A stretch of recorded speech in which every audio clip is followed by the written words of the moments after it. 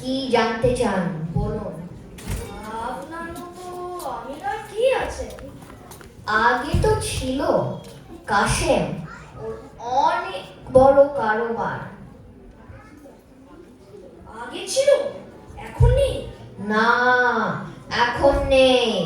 এখন সব থেকে বড় লোক আলী বাবা, কাশেমের ভাই। ওকে খুব গরিব ছিল, হঠাৎ করে অনেক পয়সা পেয়েছে। হঠাৎ করে পয়সা পেয়েছে? কোথা থেকে পেলো জানতে হবে তো। আমাদেরও খুব সন্দেহ হয়।